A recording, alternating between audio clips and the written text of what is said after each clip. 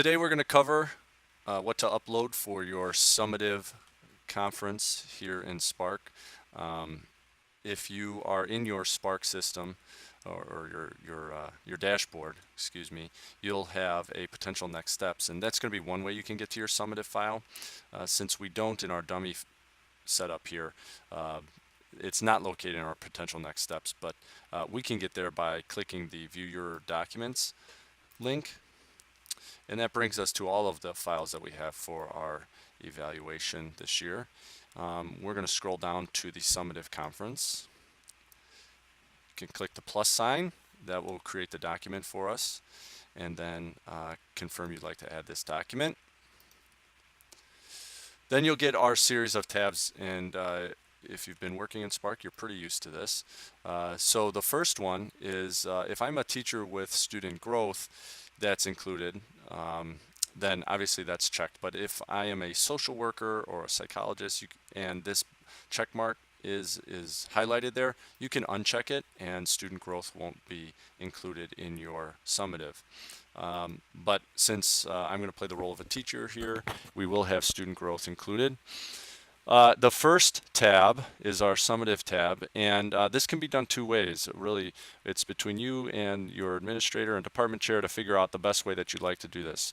In some cases, they may have you go in and pre-populate some ideas. So if they do, you can go ahead and you can type in any sort of notes on your reflection on the current observation cycle and the feedback you received, some information on your professional responsibilities, if what conferences you attended, any coursework you took, any coaching or club sponsoring that you might have done, and then any goals for the upcoming year. So I'm just going to put some dummy text in there just so we have something. But as soon as you do that, you click Save Changes, and it will be in there. Now, if you've worked out with your administrator and department chair that you're going to do this collaboratively, and the administrator is going to type this in at the summative, then you would obviously leave this blank. So after the summative tab, we have the student growth tab, and this is where you'll want to punch in some information, and keep it simple is kind of the theme here. So you have two columns on this that you'll need to fill out. First, the results of your PLC SLO, which is the number of and percentage of students who achieved their identified growth targets for your learning goal, and then whatever your individual choice was. So if I'm on a social studies team, let's just say human geography, and we have 300 students in our PLC, and we have 270 of the 300 students met or 90% met the identified growth target. That's all I need to add there. And then I would list the name of any student that was eliminated. Now remember, for your PLC, you'll need to get these names from your entire PLC, not just your section. So when you meet on Monday mornings and you have those conversations about where students are at and which students may have left the cohort, this is the place where you would add the names of the students that moved out to another district or potentially out of that PLC. Okay, so we have that information in there. And this then will be done by your administrator. So they will translate what that 90% means in terms of a rating. So if we scroll down here, they'll look, since I found the 90%, this shows that that translates to an excellent.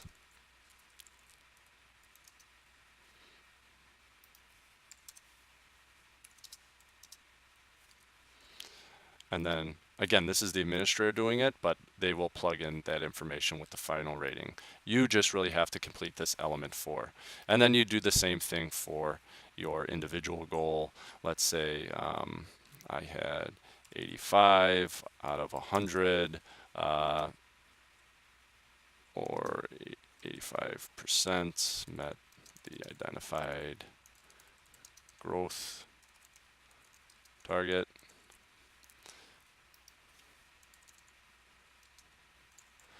Jim told me he did not, he moved out. And then again, that's 85% equals, and excellent. One last time, it's going to be the administrator doing this, so you do not have to do element 5. Just complete element 4 as you head into your summative. This will be saved for you, and then you're going to get to see your score. But before we look at the score, one last piece on the student growth is any attachments, so any Excel spreadsheets or charts that would support that 270 out of 300 students met their growth goal should be included in the attachment. And again, the attachment tab can handle any sort of file type. So it can handle a PDF, an Excel, a Word document. The one thing you can't do is upload a Google Doc. You do have to convert that to a PDF or an Excel document or Microsoft Word as well. You can't load a link in here from Google. It actually has to be a physical file. But please, prior to your summative, include those documents in the attachments and complete element 4 prior going into your summative, and that way you have that already built in there for your evaluators.